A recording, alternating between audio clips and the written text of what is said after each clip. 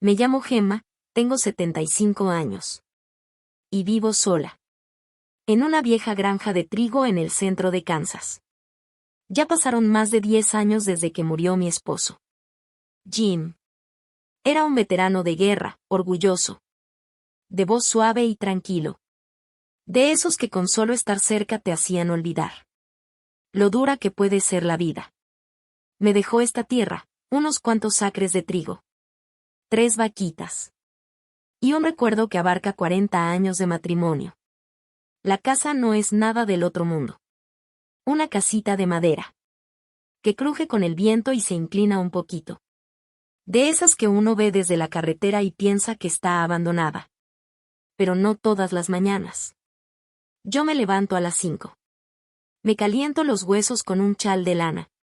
Me pongo las botas y salgo a darle de comer al ganado. Antes de que se derrita la escarcha. Luego me sirvo un café negro, me siento junto a la ventana. Y le susurro los buenos días. A la foto de Jim que tengo en la repisa. Todavía con ese uniforme color caqui. Todavía con esa sonrisa. La misma con la que me miraba cuando me cachaba viéndolo. La gente cree que alguien como yo debe sentirse sola. Pero la verdad, nunca le he tenido miedo a la soledad. A lo que sí le tengo miedo es a ser una carga. He hecho todo sola desde que Jim se fue. Parchar el techo con cinta y tejas viejas.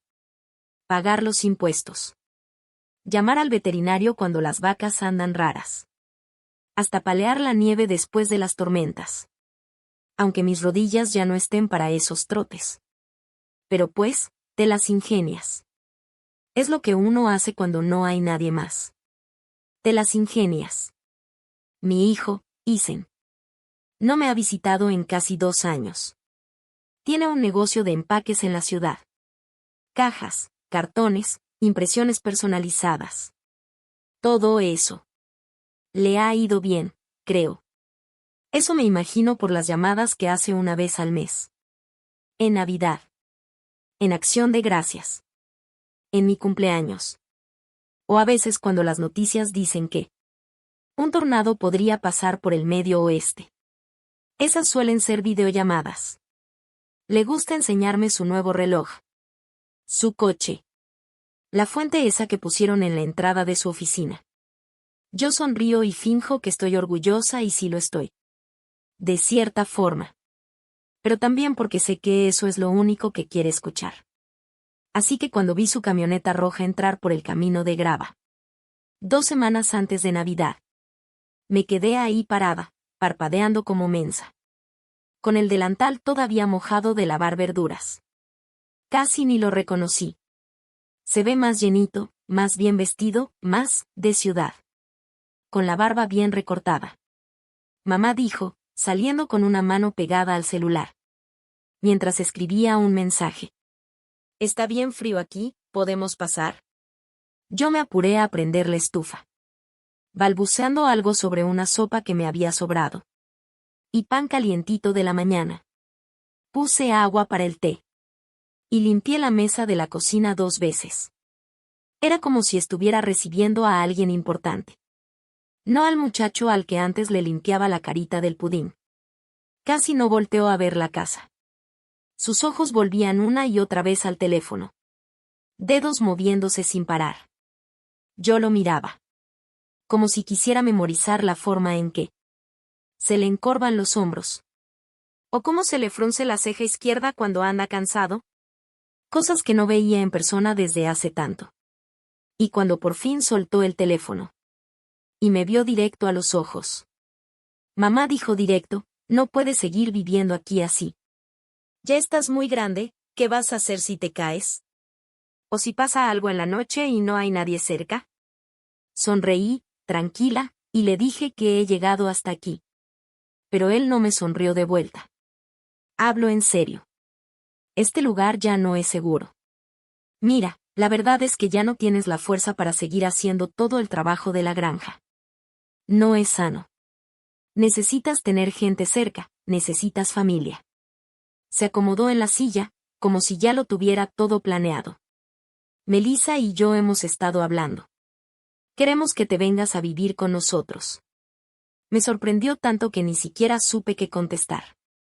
Me quedé con las manos quietas sobre la taza que estaba secando. Tenemos espacio, siguió. Vas a tener tu propio cuarto, hasta da al patio. Melissa puso un jardincito este año. Ya empezó a planear los menús contigo en mente. Incluso reorganizó el closet del cuarto de arriba, te va a encantar. Hizo una pausa, me miró esperando que le agradeciera. Pero luego, con un tono más cuidadoso, agregó. Solo necesito pedirte un favor. Mira, estoy tratando de hacer crecer el negocio. Tengo un cliente grande interesado, pero necesito capital. No es mucho, solo lo suficiente para ampliar el equipo. Si ponemos tu casa como garantía, puedo asegurar el préstamo. Es solo una formalidad, mamá. Nadie te va a quitar la casa. Solo es para agilizar las cosas. Lo dijo como si fuera a pedir un poco de sal. Y luego, más suave, añadió. Ya no vas a tener que preocuparte por nada. Ya hiciste suficiente. Déjanos cuidarte ahora. Me quedé ahí, viendo el azulejo descarapelado del mostrador. Sentí algo en el pecho, como si fuera a llorar. No supe si era por ternura o por puro cansancio. Años sobreviviendo sin saber si alguien se daba cuenta. Y ahora mi hijo estaba ahí, ofreciéndome ayuda y pidiéndome la escritura. Afuera, el viento de Kansas azotaba las contraventanas viejas. Me asomé por la puerta trasera. El campo de trigo estaba seco, con manchones de nieve y pasto quebradizo. El camino al granero eran ya solo 2 huellas marcadas por botas, y más allá de eso, solo el cielo enorme, postes de teléfono, y una mancha roja de atardecer desangrándose en el horizonte. Esa noche no le contesté. Tampoco pude dormir. Me senté en el sillón viejo junto a la chimenea, envuelta en la colcha que mi hermana me dejó antes de morir. Volví a ver la foto de Jim, ahí en su marco polvoso sobre la repisa, y le susurré, ¿qué harías tú, viejo? Al día siguiente, tomé mi decisión. No le dije a Isen que sí, pero tampoco le dije que no. Simplemente empecé a empacar lo que de verdad importaba. Una foto amarillenta del día de nuestra boda, doblada de tanto traerla encima. Una de las camisas de Jim, suavecita por el tiempo, todavía con un ligero olor a tabaco y pino. Y mi cuaderno de recetas, escrito a mano, manchado de mantequilla de manzana y azúcar con canela. El mismo que usaba cada otoño cuando los árboles cambiaban de color y horneaba pasteles para intercambiar con los vecinos por frascos de pepinillos y huevos frescos. Caminé hasta la cerca y saludé a la señora Canners, que estaba del otro lado del campo. Ella entrecerró los ojos desde su puerta mosquitera, alzó su taza hacia mí y gritó. ¿Nos dejas, Gemma? Solo por un rato, le dije. No preguntó más. Solo asintió. Como si lo hubiera entendido todo sin necesidad de decir nada, tal vez sí lo entendió. Nos tomó 9 horas llegar de la granja a la ciudad. Isen manejó todo el camino mientras yo iba sentada bien derechita en el asiento del copiloto, con un cojincito metido detrás de la espalda baja que no sirvió para gran cosa. El camino se sentía eterno, puro asfalto y curvas sin fin. Traté de dormir, pero cada bache era un recordatorio punzante en la columna. Para cuando llegamos a esa calle cerrada, flanqueada por casas color beige todas iguales, con pasto perfectamente recortado y entradas sin una sola mancha, sentía que mis huesos estaban mal puestos. Como si alguien los hubiera armado al revés. Me moví tantito en el asiento e intenté sonreír cuando Isen dijo con entusiasmo forzado, hogar, dulce hogar. La casa era enorme, demasiado grande si me preguntas. 2 pisos, cochera para 3 carros, columnas blancas al frente y uno de esos arbustos redonditos de revista, perfectamente podado. Todo brillaba, todo olía a nuevo, a dinero, a silencio. Yo sentí que traía tierra hasta en el alma solo por bajarme de la camioneta con mis botas todavía polvorientas de Kansas. Melissa abrió la puerta con una sonrisa que no le llegó a los ojos. Traía la blusa perfectamente planchada y los labios pintados de un tono demasiado oscuro para su piel. Bienvenida, mamá, dijo, haciéndose a un lado. La seguí adentro, aferrada a mi bolso como si fuera salvavidas. Me dieron un recorrido rápido, el recibidor, la sala con chimenea que nadie usaba, la cocina que parecía de exhibición más que de uso real. Después, Isen me llevó por un tramo angosto de escaleras cerca del garaje y encendió la luz. Pensamos que esto sería lo mejor por ahora. Aquí abajo es tranquilo, tendrás privacidad. Ya estoy planeando renovar el cuarto de visitas de arriba. En unas semanas te cambiamos allá, dijo como si eso fuera consuelo. El cuarto era en realidad el sótano. Técnicamente acondicionado, sí, pero frío, sin ventanas, y con un olor entre goma vieja y humedad. Una de las paredes estaba cubierta con cajas de plástico etiquetadas con cosas como Navidad y decoración de Pascua. Del otro lado había un banco de trabajo lleno de herramientas empolvadas, y en medio, una camita improvisada con una cobija doblada y una almohada delgadita como hoja de papel. No dije nada. Solo asentí. Me dolía la espalda como para ponerme a discutir, y la verdad, no tenía otro lugar al que ir. Esa primera noche me la pasé acomodando mis cosas, limpiando las superficies con la manga del suéter, poniendo mis cosas de baño en orden y dejando la foto de Jim sobre una cajita que usé como buró. No importaba qué tan frío o apretado fuera el espacio. Si él estaba ahí, sonriendo desde esa vieja fotografía, yo podía convencerme aunque fuera un poquito de que eso era hogar. Esa noche, Melissa hizo la cena, lasaña y brócoli al vapor, servido en platos blancos de porcelana con bordes dorados. Espero que tengas hambre, dijo, mientras me ponía el plato enfrente. Y sí, tenía. No había comido nada desde el desayuno. Pero antes de que pudiera tragar el primer bocado, soltó: estoy tan contenta de que estés aquí. Nos hacía falta ayuda en la casa. Con Sara en la guardería solo medio tiempo, ha sido difícil mantener el ritmo. Al día siguiente, me entregó una hoja impresa. En la parte de arriba decía, rutina diaria de la abuela atrevida, como si fuera chiste o algo. Seguramente lo diseñó en el trabajo, todo con viñetas, colores resaltados, y hasta márgenes bonitos. De lunes a viernes tenía que preparar el desayuno a las 6 de la mañana, empacar las loncheras a las 7, ayudar a vestir a Sara, barrer la cocina, limpiar las encimeras. Separar el reciclaje, poner una carga de ropa, doblarla al mediodía, preparar los ingredientes de la cena a las 4. De los fines de semana nos encargamos nosotros. Claro, dijo Melissa mientras le daba un sorbo a su café con leche de almendras. Solo queremos que te sientas útil. Sé que odias estar sin hacer nada. Útil. Esa fue la palabra que usó. Como si yo fuera una aspiradora. Como si la única forma de tener valor fuera sirviendo de algo. Al principio no dije nada. Me repetía que era cosa del ajuste, que apenas estábamos comenzando. No quería verme malagradecida. Seguí el horario, hice lo que me pidieron, traté de ser útil. Pero al cabo de una semana noté cómo empezaban a cambiar las cosas. Ya nadie me preguntaba si podía o si quería hacer algo. Simplemente se daba por hecho. Y si por alguna razón se me pasaba una cosa, Melissa soltaba un comentario envenenado o volteaba a ver a Isen, como esperando que él dijera algo. Pero nunca lo hacía. No uses agua caliente con esa blusa, es de seda, me espetó una tarde mientras yo llenaba la lavadora. Ya está manchada, le dije. Ese no es el punto, contestó con frialdad. Me disculpé en voz alta, pero por dentro, algo empezó a apretarse justo en medio del pecho. Isen salía siempre a las 7, regresaba a las 8, a veces más tarde. Besaba a Melissa en la mejilla, le preguntaba a Sara cómo le había ido en la escuela, contaba alguna anécdota sobre una junta complicada o un cliente nuevo. A mí casi no me miraba. O al menos no de la forma en que una madre espera que su hijo la mire. Yo me sentaba a la mesa con ellos, comía lo que me servían, sonreía cuando tocaba, asentía en los momentos apropiados.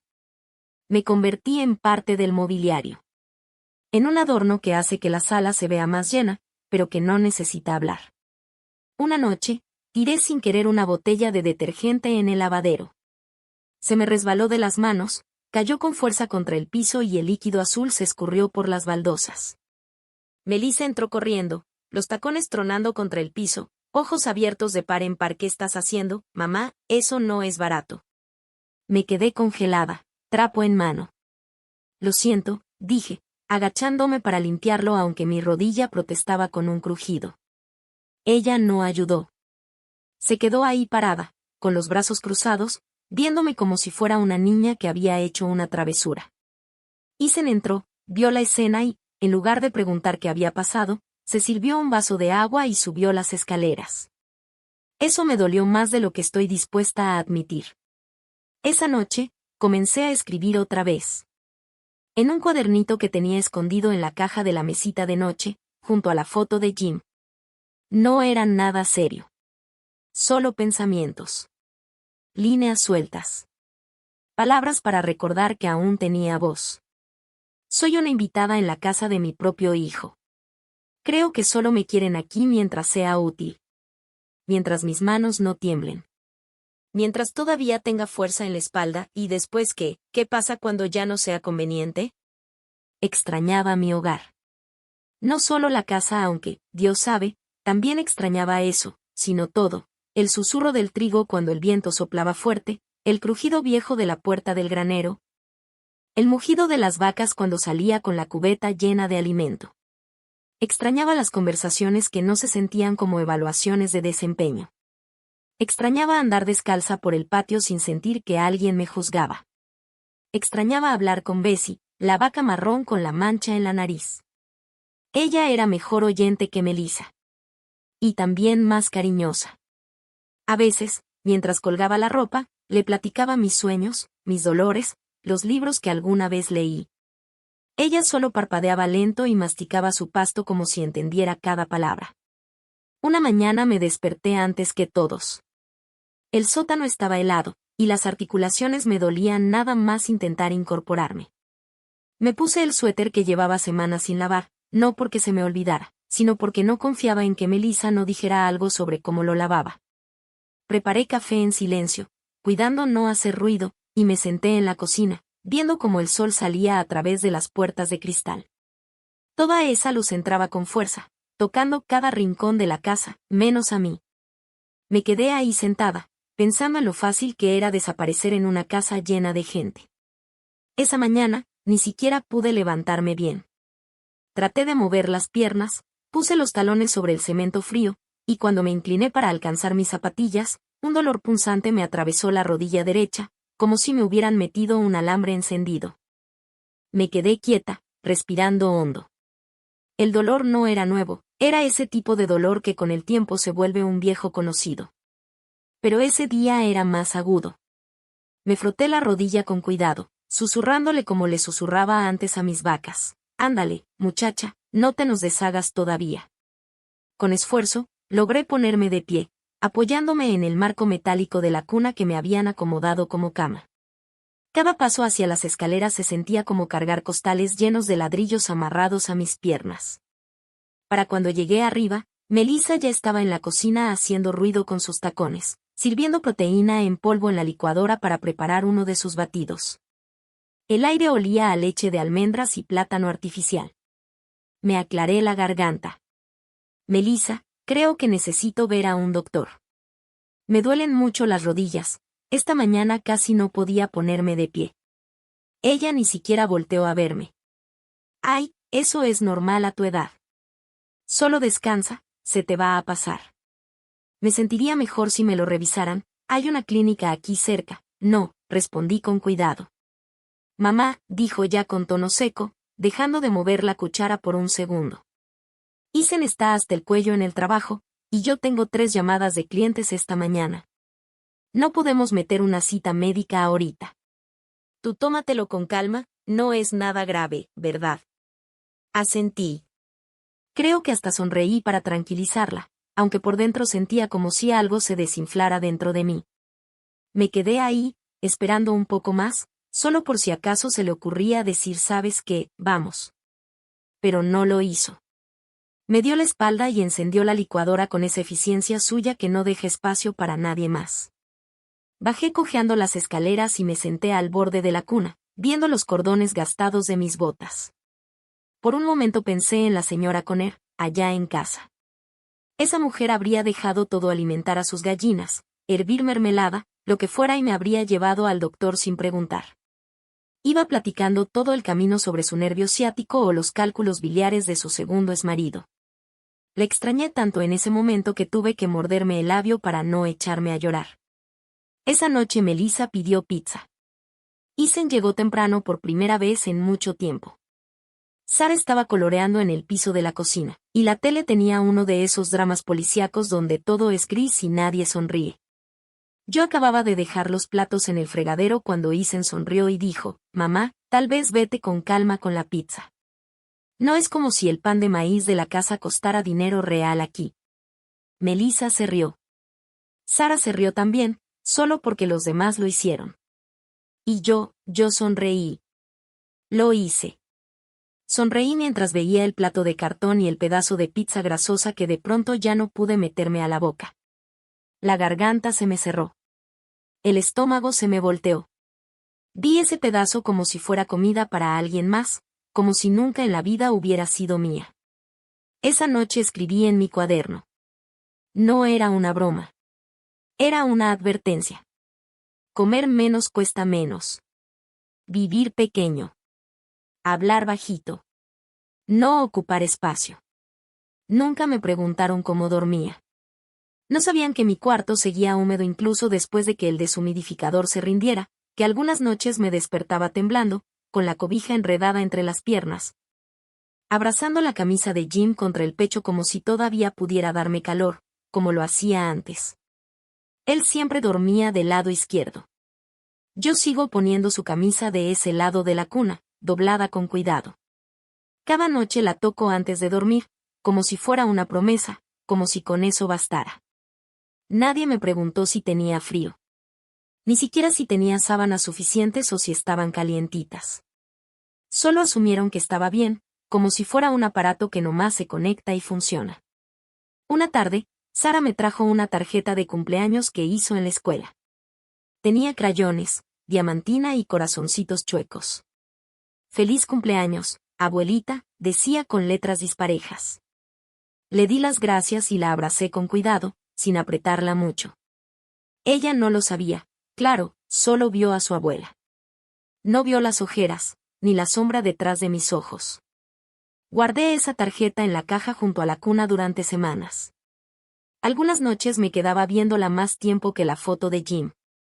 Era lo único en toda la casa que me recordaba que, para alguien, todavía era alguien. Luego llegó la noche en que ya no pude aguantar.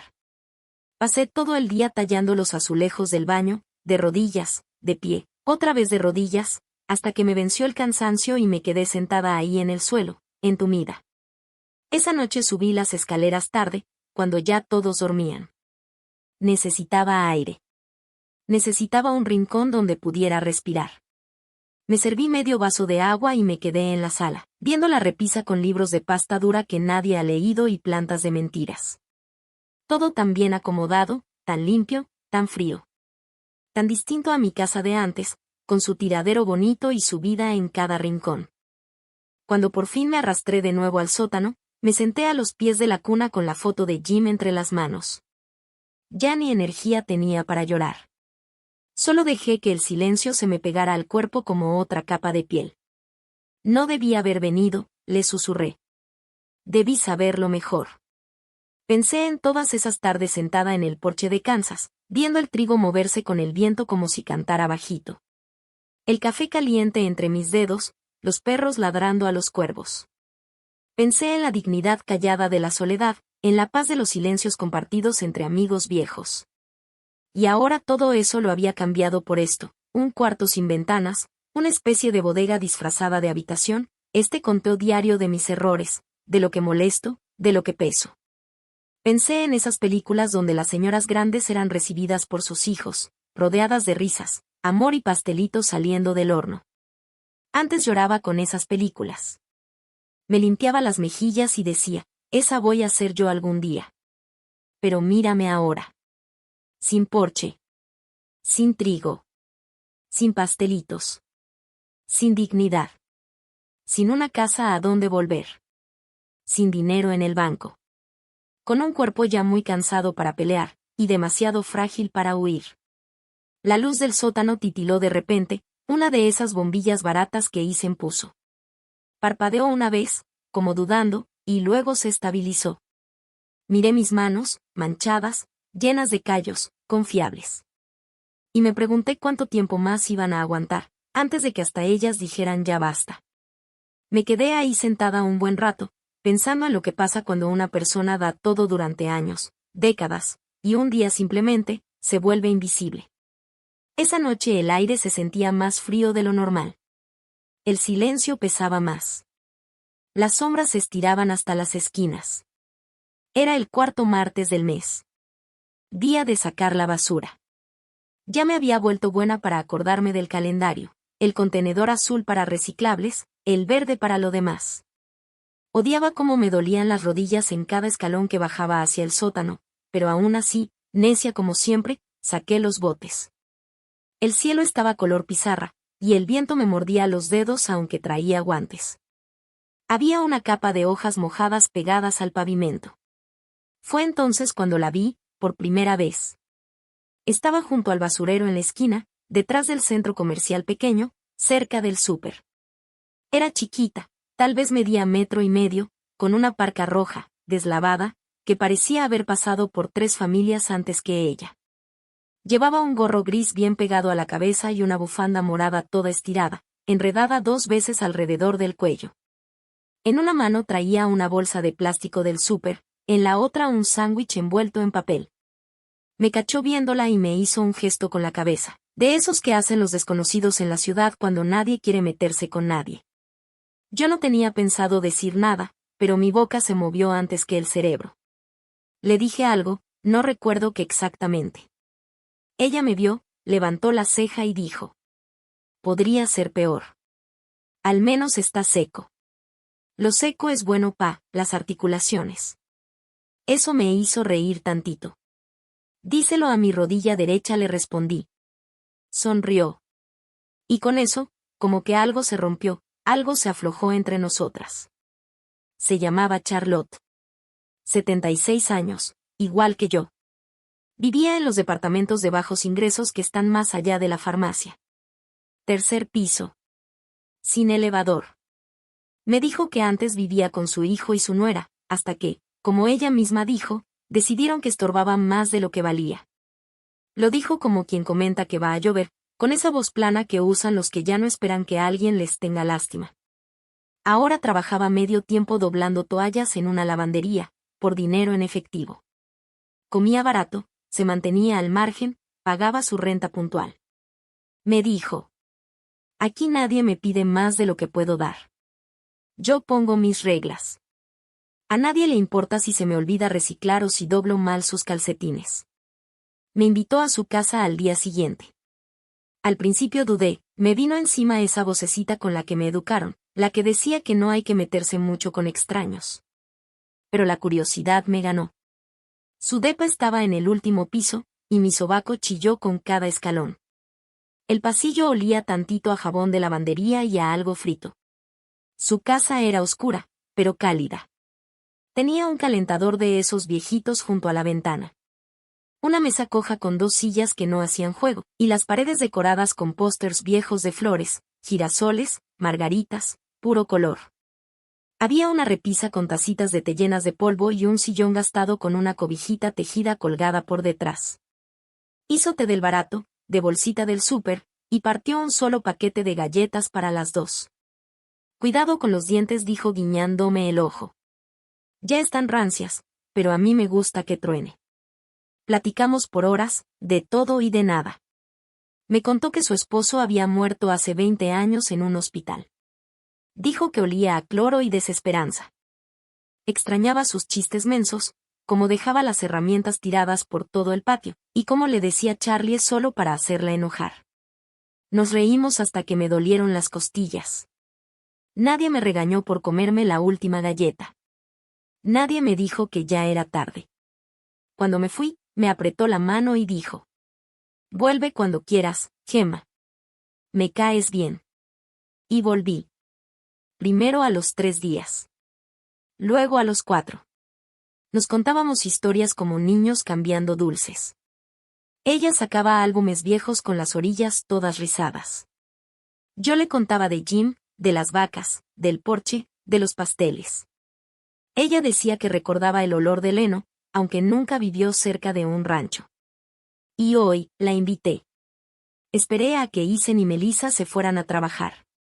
La casa se quedó en silencio, solo el tic-tac del reloj de la cocina y el zumbido del refri de vez en cuando.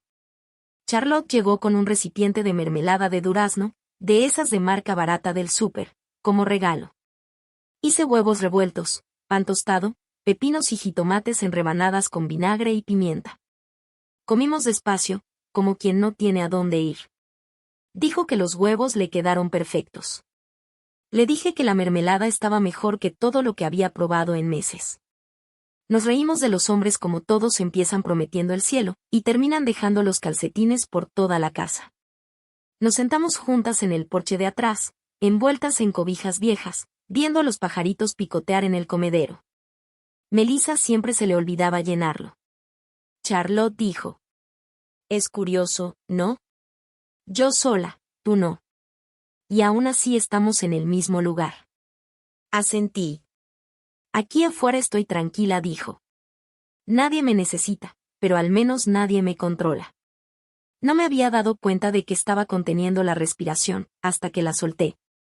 La puerta principal se abrió más tarde de lo normal. No escuché el carro, solo los tacones golpeando el piso de madera. La voz de Melissa cortó el silencio. «Mamá, ¿quién está aquí?» Charlotte se quiso levantar, pero le hice señas para que se quedara. «Está bien. Se va en un ratito». Pero Melissa no se fue. Entró a la cocina y se quedó parada, en seco. Sus ojos recorrieron las tazas en la mesa, el plato con la tostada a medio comer, la bufanda viejita de Charlotte colgada en la silla. Frunció la nariz, como si algo le apestara. «Esa es mi mermelada», dijo, cortante. «Yo hice el desayuno», le dije, levantándome por ella. Su tono se fue a los cielos. «¿En serio, mamá? ¿Traes gente a la casa sin avisar? ¿Y usando nuestra comida?» «Las cosas están carísimas ahorita», añadió, cruzándose de brazos. Charlotte se levantó, tranquila como siempre. «Está bien, ya me iba». Pero Melissa no había terminado. «Esta es una casa privada, no es un refugio. No se invita a desconocidos así como así». Me agarré del trapo de cocina. Me zumbaban los oídos. «Vives aquí sin pagar renta», me soltó. «La comida la pagamos nosotros. No creo que sea mucho pedir que respetes ciertos límites». Abrí la boca, y luego la cerré. La garganta me ardía. El corazón me golpeaba tan fuerte que dolía. Melissa se inclinó un poco hacia mí, con la voz bajita, pero afilada como cuchillo. «No eres la reina de esta casa, mamá. Eres una invitada». «Trata de recordarlo», dijo. Sentí como algo se rompía dentro de mí. No fue un ruido fuerte ni algo que se pudiera ver. Solo un pequeño chasquido, bajito, como un hilo soltándose poco a poco. La miré. Pero esta vez de verdad la miré. Esta era la misma mujer que había comido de mi comida durante meses. Que me había dado quehaceres como si fuera su sirvienta. Que me había visto subir las escaleras cojeando, cargando una canasta llena de ropa mojada, y nunca ni una sola vez ofreció a ayudar. Y ahora me miraba como si fuera una intrusa. Una carga. Una molestia. Ya me habían quitado mi casa, mi tierra, mi independencia. Y ahora me regañaban como si fuera una chamaca a la que cacharon con cervezas en el garaje. Sentí la mandíbula apretarse, los puños cerrarse. No sé cómo no le solté una bofetada. Dios me ayude, de verdad quise hacerlo. Pero mis brazos no se movieron. Mi voz, menos. Solo bajé la mirada. No de vergüenza hacia ella, sino hacia mí. Yo, Gemma. La que remendó cercas en plena nevada. La que trajo becerros al mundo en la oscuridad. La que aguantó y venció cada cosa que se le puso enfrente. Ahora callada. Frente a una mujer que nunca se ha ganado una sola cicatriz. Estaba enojada. No solo con ella, también conmigo. La mañana después de que Charlotte se fue, El aire de la casa se sentía distinto. No era ruidoso.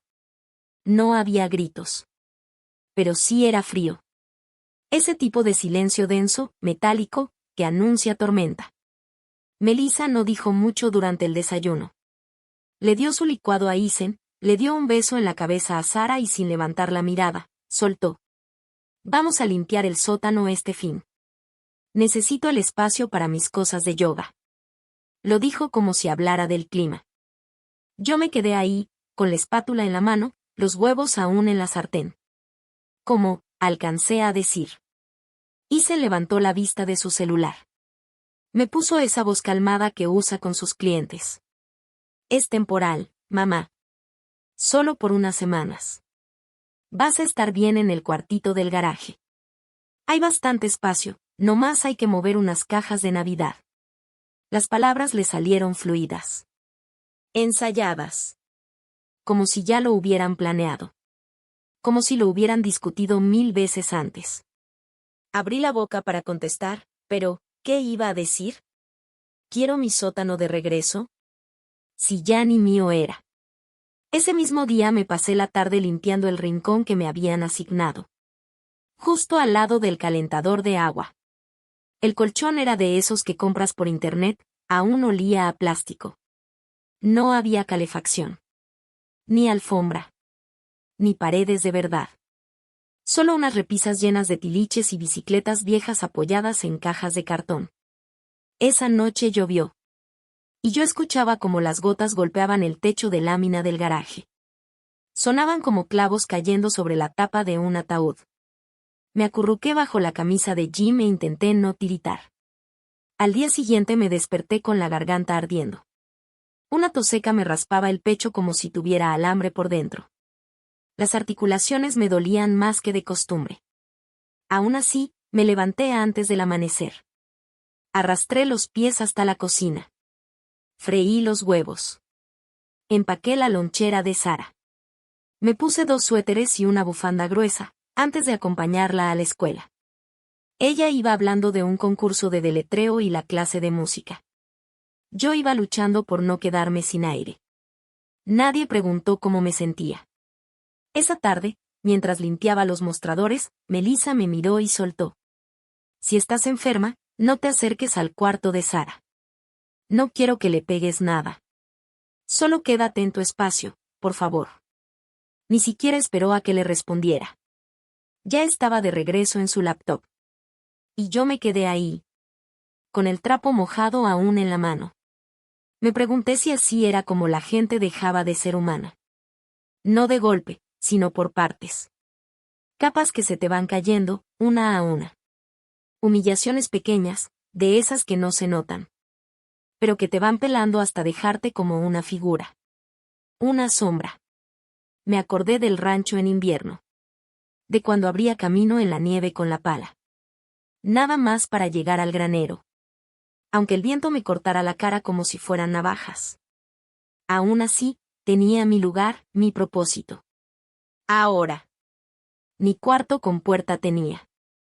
Esa noche, me senté sobre una tina de plástico. Que decía cosas viejas de Halloween. Y saqué mi libreta. La tenía escondida debajo de la sudadera doblada. Que usaba como almohada. La mano me temblaba al escribir. Ya no soy yo. Me he convertido en otra cosa. Un fantasma en una casa que ayudé a apagar. Respiro el aire como si lo robara. Pisando despacito para que nadie me escuche. Hice una pausa. Subrayé la siguiente línea con fuerza. Necesito irme para volver a respirar como una persona. La decisión no llegó con un gran momento dramático. Ni música épica. Llegó como un suspiro. Tranquilo. Firme. Ya hacía falta. No me sentí valiente. Me sentí gastada. Como un par de botas viejas. Que por fin se les rompe la suela. Y ya no pueden cargar ni su propio peso. Esperé a que la casa se quedara en completo silencio. Isen roncaba allá arriba, siempre lo hacía después del vino. Y el ventilador del baño de Melissa. Zumaba como abeja atrapada antes de apagarse. Me puse mi abrigo largo, el de lana que había traído desde Kansas. Y me até las botas con los dedos torpes, como si ya no fueran míos. Agarré mi bolsa de tela y la llené con lo poquito que aún sentía que era mío. 2 mudas de ropa. La foto de Jim con el marco de cuero ya todo cuarteado. Mi Biblia de bolsillo, la que tengo desde los 17. Y mi cuaderno. No llevé el celular que me dieron. Siempre estaba muerto, igual. La puerta trasera rechinó bajito cuando la abrí. El patio ya tenía una capita de nieve. La primera nevada de la temporada. Ligera, como talco. Las banquetas estaban pintadas de blanco. Mi aliento salía en nubecitas. Y me apreté la bufanda mientras pisaba el pasto congelado. El jardín, ese del que Melissa tanto presumía. Ya era puro lodo. La albahaca, la lavanda, hacía mucho que se habían ido. Crucé por la puertita de atrás. Despacio, con las piernas duras como troncos. Una bota se me atoró en el último escalón. Y tropecé. Caí de rodillas ahí, en el callejón detrás de la casa. Me quedé sentada un momento. Cabeza agachada. Respirando con dificultad. Sintiendo el frío quemarme las palmas. Luego me levanté. Me sacudí como pude. Y caminé.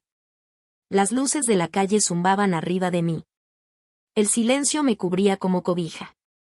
Pasaban de vez en cuando carros lejanos por la avenida principal. Sus luces blancas, rápidas. Manchaban el pavimento mojado como si no dejaran rastro. Y yo seguí caminando. Pasé la hilera de buzones. Pasé la señal de alto. Pasé todo eso que una vez pensé que sería seguro. No sabía a dónde iba. Solo sabía que ya no podía quedarme. Solo sabía que no podía quedarme. El frío se me metía hasta los huesos mientras caminaba. Las manos me ardían dentro de los guantes. Y el viento se colaba por las costuras de mi abrigo. Como si supiera exactamente dónde dolía más. Respiraba entrecortado. Y cada paso se sentía más pesado que el anterior. Pero no me detuve. No era lo que venía adelante lo que me empujaba. Era lo que dejaba atrás. Esa esquina del garaje. Ese rincón donde me estaban desapareciendo poco a poco. No era realmente una pregunta. En el fondo siempre supe a dónde iba. Doblé la esquina detrás de la lavandería. Crucé el callejón que pasa por atrás de la tienda del dólar. Pasé los buzones chuecos. Y ese bote azul de basura abollado. Que siempre olía a arena de gato y cebolla podrida. La lámpara sobre la puerta parpadeó una vez. Como si me dijera ya era hora. Toqué 2 veces. Charlotte abrió la puerta. Ya con una bolsa de agua caliente en el pecho. Como si fuera un amuleto. No se veía sorprendida. Nomás inclinó la cabeza y dijo. Sabía que ibas a venir. Está helando afuera. Pero aquí adentro estamos calientitas. No dije nada. Entré al departamentito. Y dejé que el calor me envolviera. Olía a canela y a alfombra vieja. El calentador zumbaba bajito junto a la ventana. Y una ollita en la estufa soltaba vapor dulce y espeso. Parecía compota de durazno. O tal vez té con más azúcar de la cuenta. Me dejé caer en su sofá de cuadros. El que ya tenía el descansabrazos todo gastado. Y me arropé con la cobija que me pasó. Sin hacer preguntas. Esa noche lloré. No porque estuviera triste. O asustada. O enojada, aunque era todo eso. Lloré porque alguien me había estado esperando. Porque alguien había hecho espacio para mí. Aunque fuera solo un pedazo de sillón. Y una taza de té con una astilla en el borde. No lloraba así desde que se murió Jim. Todo lo había aguantado en silencio. Los inviernos sin abrazos. Las sonrisas frías de Melissa. La cortesía seca de Isen. Todo lo había tragado sin chistar. Pero ahí, en la oscuridad de ese cuartito, se me salió todo. Charlotte no dijo nada. nomás se quedó cerca, tejiendo algo en color mostaza, mientras tarareaba una cancioncita viejita, que apenas reconocí. Los días después fueron raros. Raros por lo simples. Por primera vez en quién sabe cuántos años. No tenía que caminar de puntitas por la casa de alguien más. No estaba esperando que me juzgaran. No tenía que hacerme chiquita para caber en los rincones que me dejaban. Ahí, en el departamentito de Charlotte, cabía así como estaba. Las mañanas empezaban despacito. Una ponía el agua para el té, y la otra preparaba las tostadas. Compartíamos un frasco de crema de cacahuate. Y un cuchillo bueno. Yo hacía café como en el rancho, vertiendo el agua caliente sobre un cono de plástico, equilibrado en una taza. Charlotte siempre se lo tomaba, con crema en polvo y sin azúcar. Si no hacía tanto frío, nos salíamos al balconcito envueltas en cobijas, tomando despacio, y viendo cómo las palomas se peleaban por las migajas en la banqueta. Por las tardes, salíamos a caminar. A 3 cuadras había un parquecito comunitario. Chiquito, con bancas pegadas. Y unos juegos viejos que ya nadie usaba. A Charlotte le encantaba ese lugar. Decía que los árboles de ahí todavía se acordaban de su nombre. No le pregunté a qué se refería. Siempre llevábamos con nosotras un periódico, uno de esos que encontrábamos gratis en la farmacia, y dividíamos las secciones, pasándonos de un lado a otro los horóscopos, los obituarios, los crucigramas y los clasificados. Charlotte solía encerrar en un círculo cosas que jamás iba a comprar, y yo fingía interesarme por recetas que nunca iba a cocinar. A veces jugábamos con raspaditos, boletos de a 1 peso, y cada una rascaba con una moneda de 25 centavos. Nunca ganábamos nada, pero esa pequeña emoción nos alcanzaba para sonreír. Las tardes transcurrían tranquilas.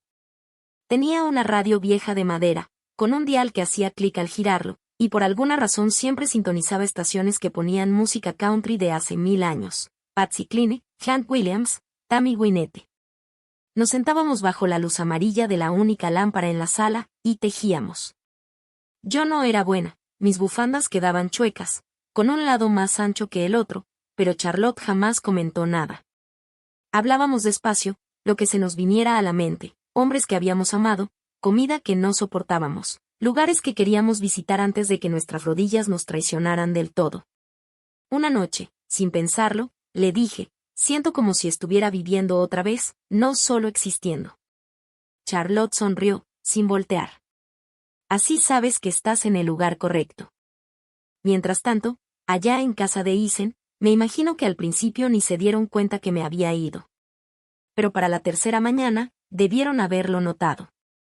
Me lo imaginé parado en ese almacén frío, mirando el colchón todavía tibio, buscando tal vez mi bufanda o la foto vieja de Jim que siempre tenía a la mano. No dejé nota. Ni siquiera pensé que la leerían. Si lo hubiera hecho, Melissa habría dicho algo como, está bien, volverá cuando tenga hambre o frío. Ya no actúes como si fuera un perrito perdido.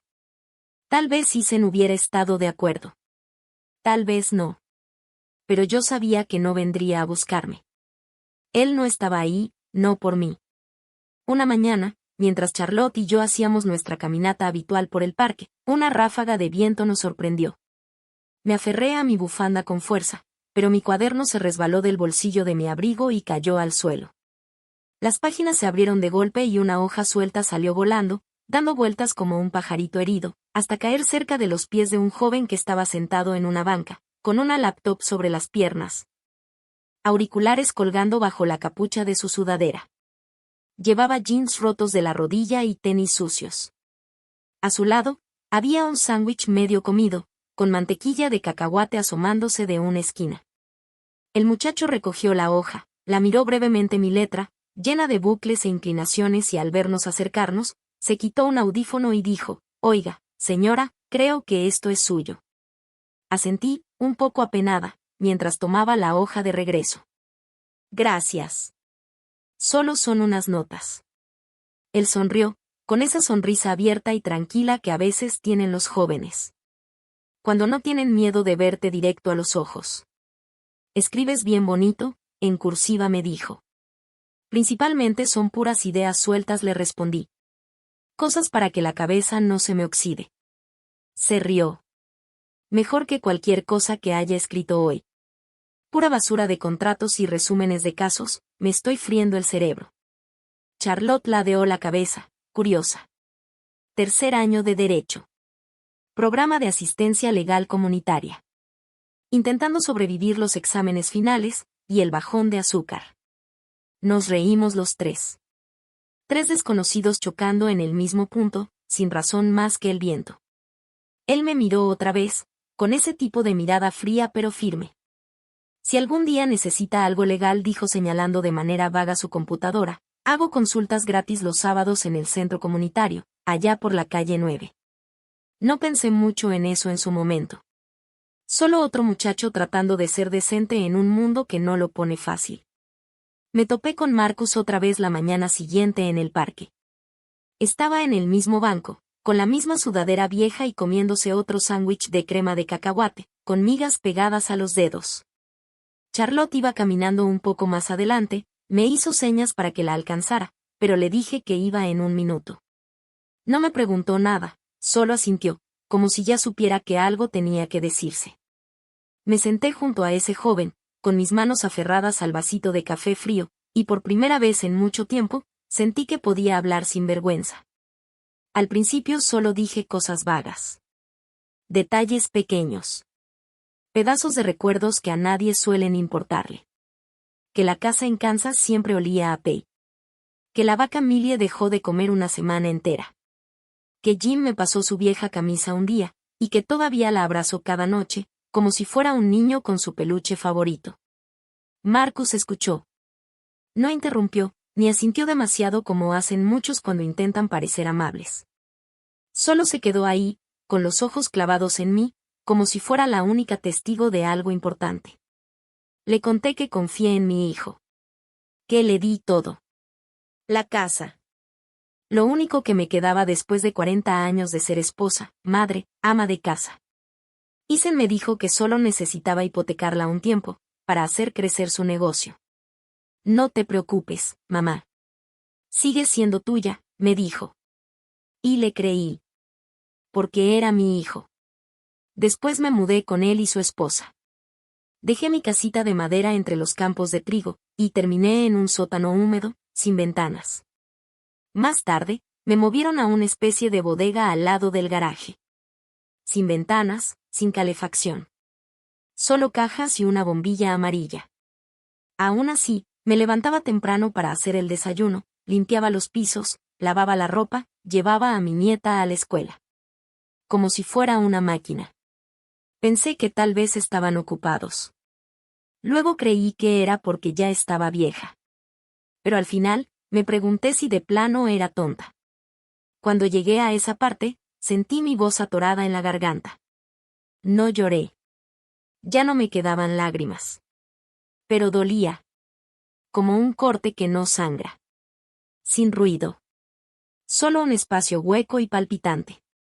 Marcus no dijo nada por un rato. Su cara se endureció, como alguien que se está tragando el coraje.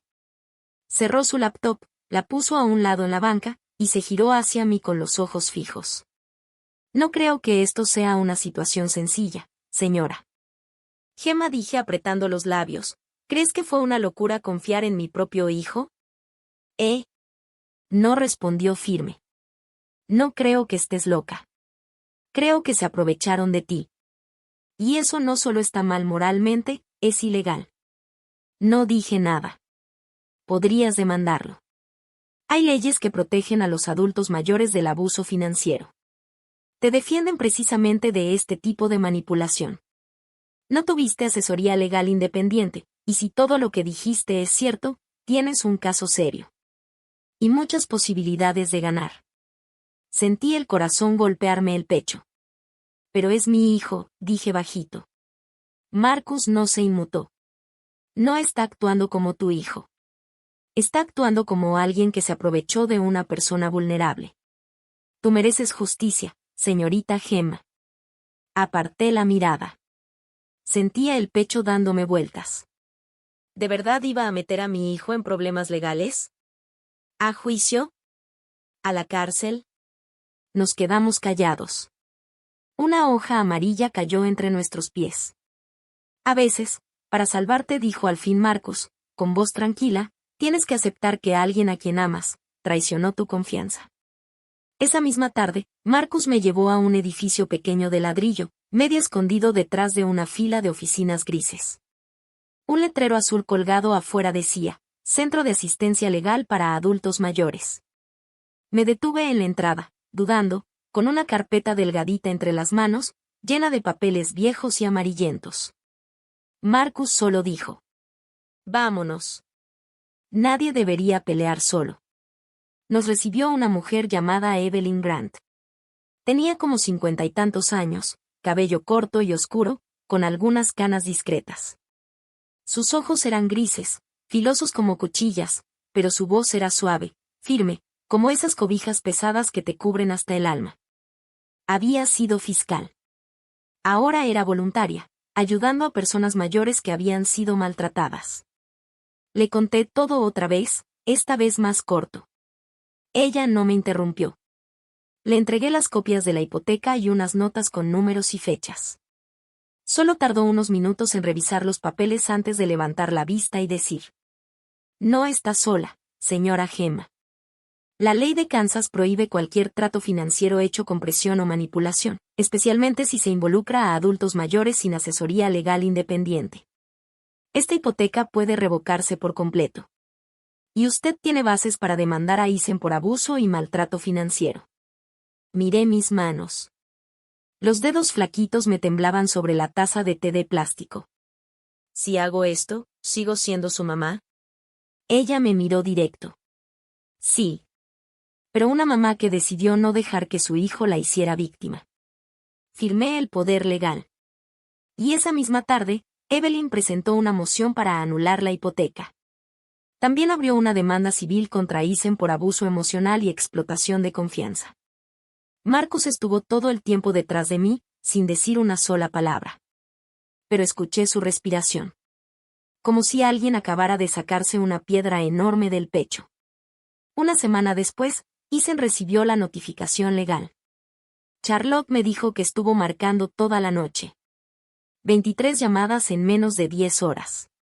El teléfono que me había dado seguía en el fondo del armario de almacenamiento, cubriéndose de polvo. Ahí junto a una aspiradora vieja y una pila de periódicos. Nunca volví a tocarlo. No porque tuviera miedo. No era porque tuviera miedo. Sino porque ya había escuchado suficiente. Melissa dejó un mensaje de voz.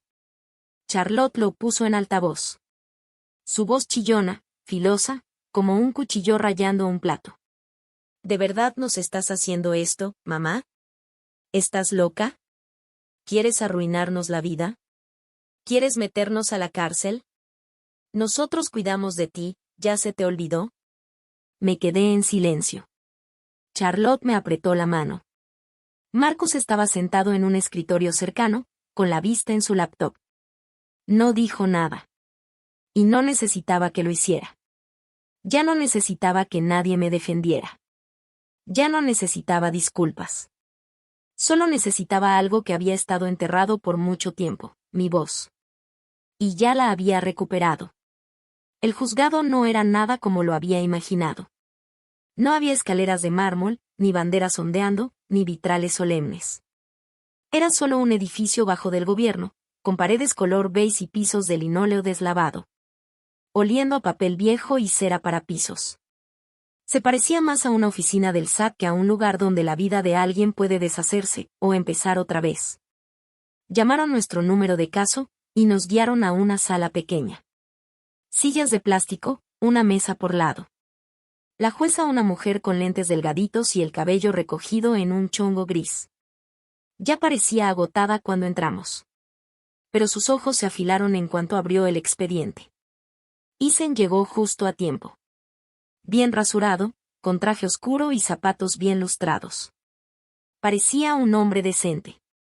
Pero sus ojos parpadeaban constantemente. No me miró ni una sola vez. Su abogado, sentado a su lado, revisaba una carpeta con pestañas amarillas saliéndose como espinas. Yo llevaba un suéter gris que tejí con mis propias manos, allá en Kansas.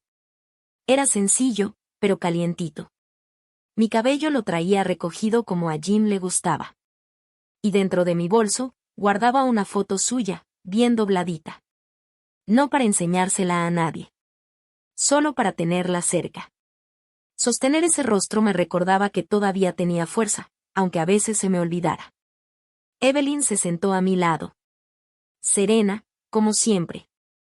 Revisaba sus notas.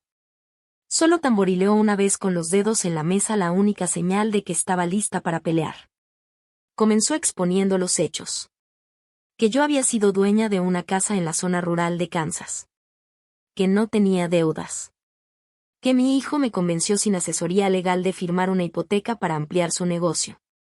Habló de mi mudanza a su casa. De las condiciones en las que vivía. De cómo dejé de ser madre, para convertirme en algo más parecido a una sirvienta sin sueldo. No dramatizó. No hizo falta.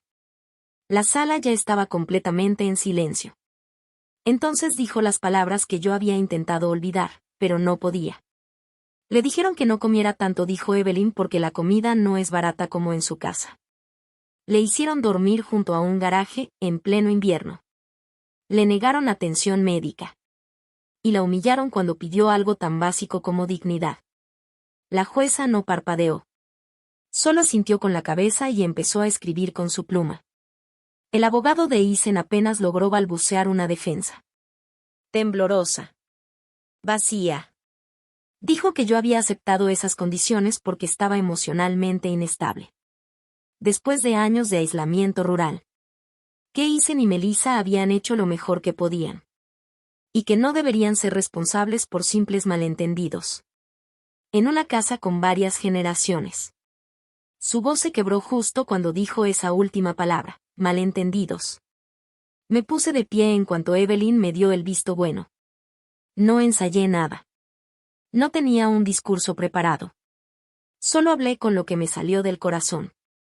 No estoy aquí para castigar a nadie, dije. Mi voz sonaba rara, bajita, demasiado suave para un lugar como ese. No busco venganza. Solo quiero que me regresen lo que es mío. Quiero vivir los años que me quedan. Sin sentirme una carga. Sin ser una sombra arrumbada en la bodega de alguien.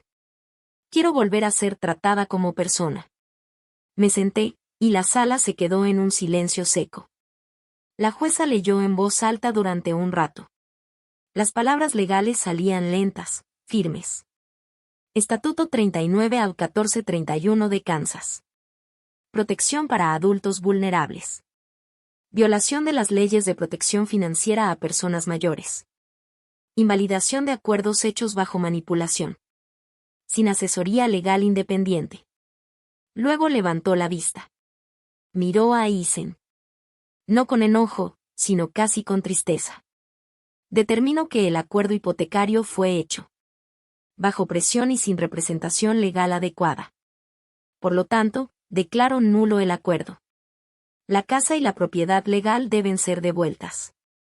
A la señora Gemma McAllister. Pasó la página. Con base en las leyes estatales sobre abuso a adultos mayores. El señor Eisen McAllister será detenido. En espera de sentencia. La señora Melissa McAllister cumplirá una sentencia condicional. Por su participación en el maltrato. Con servicio comunitario obligatorio. Y supervisión. Ya que es cuidadora principal de un menor. Melissa soltó un suspiro ahogado. Eisen se veía como si le hubieran vaciado los pulmones. Por un segundo creí que se levantaría a protestar. Pero no lo hizo. Ninguno de los dos lo hizo. Agacharon la cabeza. Mientras los alguaciles se acercaban. No sentí victoria. Ni siquiera coraje. Solo una especie de alivio callado y pesado. No sé si sintieron culpa. O solo miedo. Y tal vez nunca lo sientan. Pero eso que pasó ahí. Eso era la rendición de cuentas. Hice lo que una madre tenía que hacer. Y también hice lo que una mujer debe hacer por sí misma. Se los llevaron sin esposas. Sin escándalo. Sin lágrimas ni aplausos. Cuando todo terminó, papeles firmados, manos estrechadas. Marcus me llevó de vuelta a casa de Charlotte. Casi no hablamos en el camino. Creo que los dos estábamos cansados. Del mismo tipo de cansancio. Pasaron unas semanas. La casa en Kansas volvió a estar a mi nombre. Tomé el camión para regresar. Fui el día que todo quedó en regla. Charlotte me acompañó. Con 2 bolsas grandes de lona. Y un termo lleno de té de manzanilla caliente. Nos bajamos en ese mismo camino de tierra seca. Donde una vez crié ganado. Donde luché contra tormentas. Y donde aprendí una y otra vez a levantarme. Mandé a arreglar el techo. Repinté el porche. Y le eché mano a la puerta vieja. Con la ayuda de un señor llamado Paul. Que en su tiempo conoció a Jim. No hice todo de golpe. No tenía prisa. Tenía tiempo. Charlotte se mudó una semana después. Rentó el cuarto de arriba. El que agarra toda la luz de la mañana. Un mes después, la señora Connors, mi vecina de toda la vida. Regresó de casa de sus hijas en Nebraska. Y empezó a visitarnos cada jueves. Con sus ridículas barritas de limón.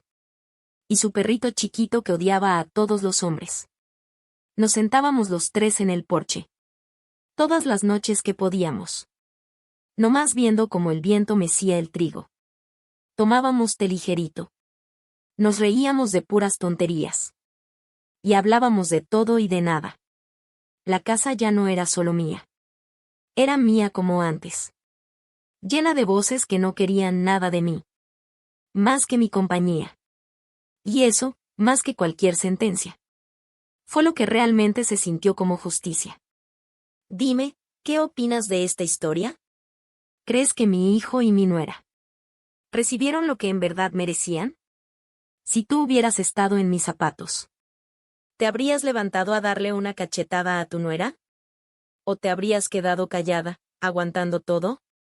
La neta, me encantaría saber lo que piensas. Déjame tus comentarios aquí abajo. Pero antes de que te vayas, quiero dejarte esto. Ser papá o mamá no significa perder tu dignidad. A veces confundimos el amor con el sacrificio. Pensamos que para ser buenos padres, tenemos que aguantar el dolor, callar y perdonar sin preguntar.